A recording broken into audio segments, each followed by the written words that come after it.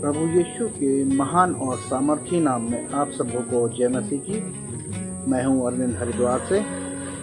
और अजीज़ों, आज हम बात करेंगे ऐसे शख्स के बारे में वचन के द्वारा जो कि सुंदर था, रूपवान था, अपने पिता का प्रिय था, और उसके बाद भी उसके पास विपत्तियाँ आई और उन विपत्तियों पर उसने कैसे जय प्राप्त करी और यहोवा ने उसे कैसे इस्तेमाल करा और यहोवा उसके साथ था पल पल, और कैसे उसको जो है मार डालने की योजना बनाई गई, गड्ढे में डाला गया, बेचा गया, और जो अपराध उसने नहीं भी किया उसके लिए भी उसे लगभग 3 वर्ष बंदी गृह में डाला गया। लेकिन अजीजों, यहोवा वहाँ उसके साथ था और हर एक विपत्ति पर उसने जय प्राप्त करी।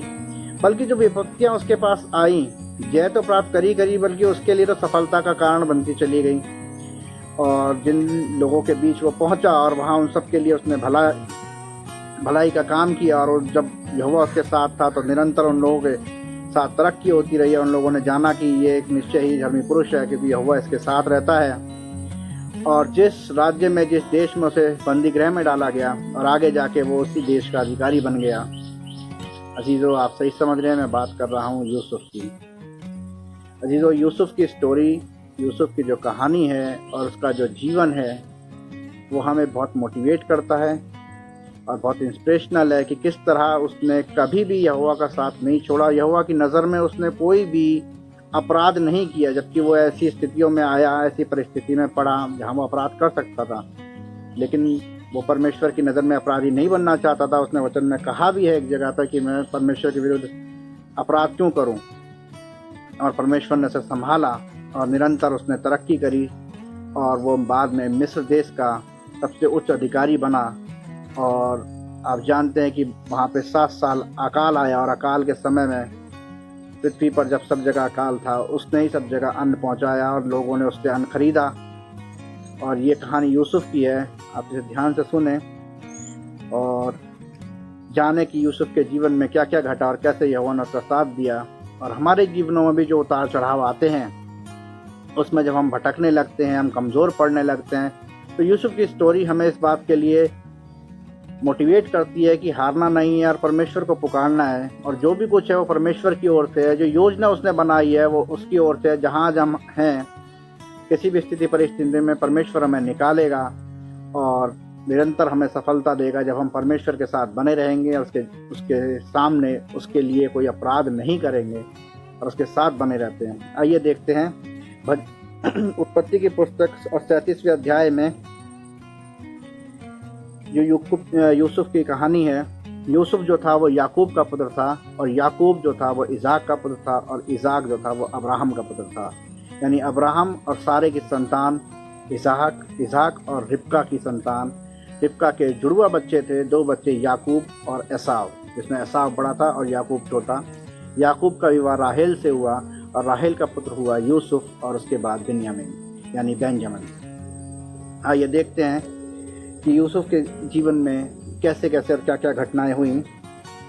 37वें अध्याय में लिखा हुआ है इस तरीके से कि याकूब तो कनान देश में रहता था जहाँ उसका पिता परदेशी होकर रहा।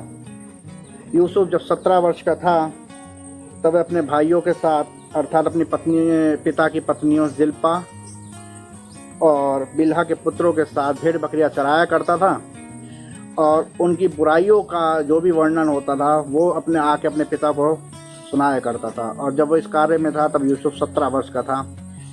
याकूब यूसुफ से ज़्यादा प्रेम रखता था क्योंकि वो उसके बुढ़ापे की संतान था, और उसके लिए उसने खूबसूरत रंग बिरंगा अंगरखा बनवा रखा था, वो उसके लिए ही था।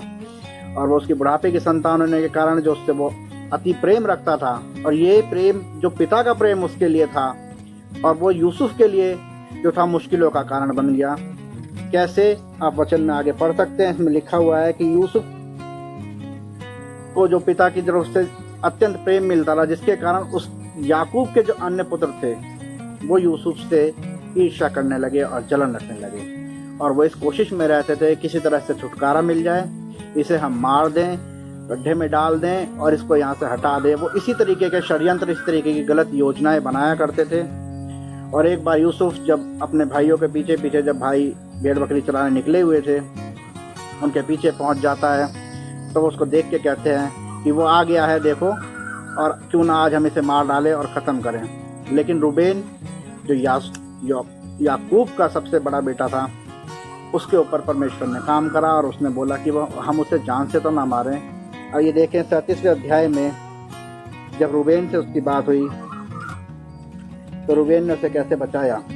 37वें अध्याय की 21वीं आयत में लिखा है, जब उसके भाइयों ने उसे मारने का षड्यंत्र रचा और सारी बात हुई, परंतु 21वीं आयत में रूबेन ने बोला, परंतु रूबेन ने यह सुना और उसे उनके हाथ से बचा लिया। उसने कहा, हम उसे घात न करें। रूबेन उनसे यह भी कहा, लहू मत बहाओ, उसको जंगल में इस गड्ढे में डाल दो, परंतु उस पर हाथ मत उठाओ। वो तो उसको उनके हाथ से छुड़ाकर फिर अपने पिता के पास पहुंचाना चाहता था।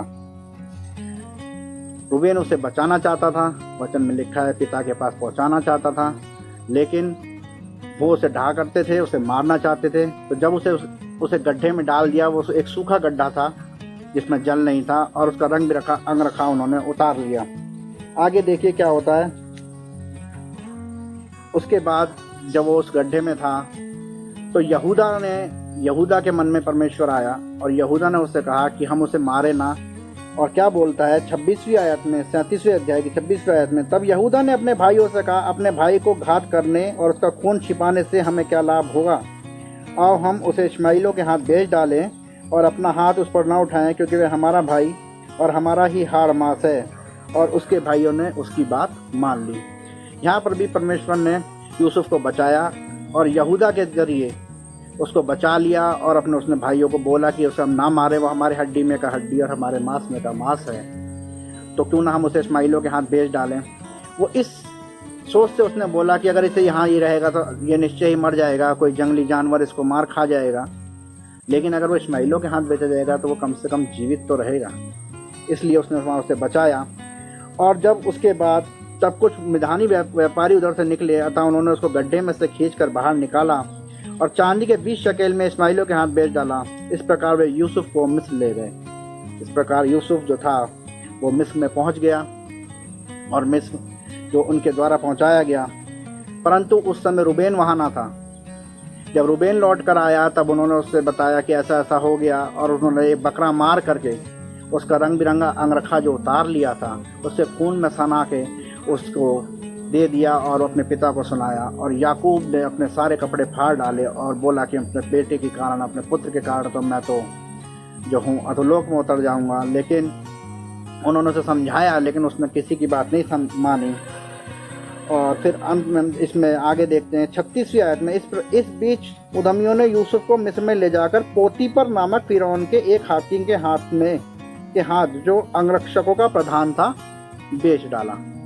यानी यूसुफ पहली बार गड्ढे में डाला गया, पहली विपत्ति। दूसरी बार उसे उद्यमियों के हाथ भेजा जो मिस्र जा रहे थे, और तीसरी बार उन उद्यमियों ने उसे पोतीपर के हाथ में बेच दिया जो फिरौन का हाकिम था, जो अंगरक्षक और उसके अंगरक्षकों का प्रधान था। उन्होंने पोतीपर के हाथ उसे बेच दिया। यूसुफ की कहानी बहुत ही अच्छी, बहुत ही इंटरेस्टिंग और परमेश्वर की इस बारे में बताने वाली और उसके साथ चलने के लिए इंस्पिरेशनल स्टोरी है। अभी तक यूसुफ को 2 बार बेचा गया और 1 बार गड्ढे में डाला गया। उसके मार डालने की योजना बनाई गई, लेकिन परमेश्वर ने काम किया उसके भाइयों के दिलों में, पहले रूबेन और उसके बाद यहूदा। और यूसुफ इस तरह से दोनों जगह से जिंदा तो बच गया, लेकिन उसके बाद 2 बार बेचा गया और मिस्र पहुंच गया।